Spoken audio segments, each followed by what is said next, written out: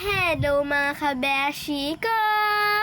Welcome to my vlog! So for today's video ay dahil nga po piyesta sa Padre Pio sa barangay sa Pangan, naisipan po namin pumunta at magsimba. Kung napapanood nyo nga po yung ibang vlog ko, ay sadya po kaming napunta dito. Napakaganda nga po pala dyan. Ay ako nga po pala ay natatawa, hindi ko po alam kung natatakot po ako sa mga nadadaanan namin. Ay kadami po mga pasikot-sikot. May pababa pundaan, may sobrang taas naman po. At ayan po, malapit na po kami sa Padre Pio. Ay kung maisipan nyo man po pumunta dito at mamasyal at magsimba, ay hindi po kayo maliligaw. Maligaw man. Ay meron naman po sa gilid ng daan ng mga tarpaulin na nakapicture po yung Padre Pio. So nandito na po kami. Aba si Longhair, bakit parang napatras? Ay dahil nga po piyesta dito, may mga tugtugan pong gin at may gaganapin po ata mamaya. At nakasabay nga din po pala namin magsimba ang mag-asawan si Konsehal Medjun Magadja.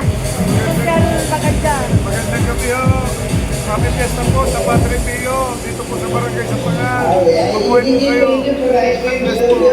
Hello po sa inyo. At shoutout po sa mga magtutropang ito. Abay, kaso sa'yo naman, parang may kilala po at ako din at nakakasama po dati ni Kuya Tato. Yan po nakakulay itim na jacket. So, ayan na nga po, balik na po tayo dito. Ayan nga po pala si Halawel. Hello po sa inyo. Ay napakaganda at napaka-fresh nyo naman po. Ay talagang nakakatuwa naman po kayo makita.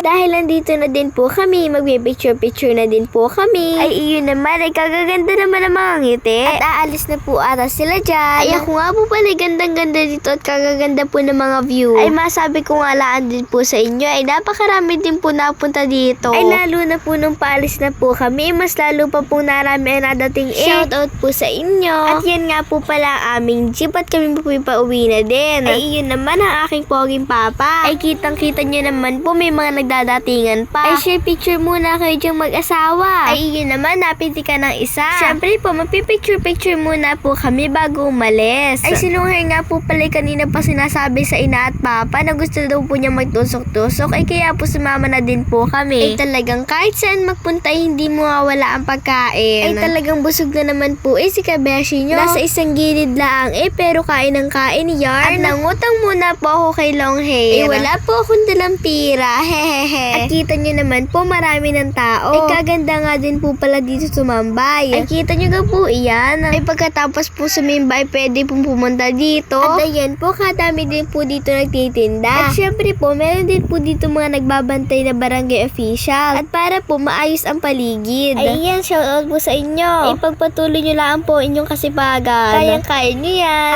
Si kabeshi nagtakaw na din Ay paldo, abay ayos naman daw Ay alang hindi, karami mo nang nakain.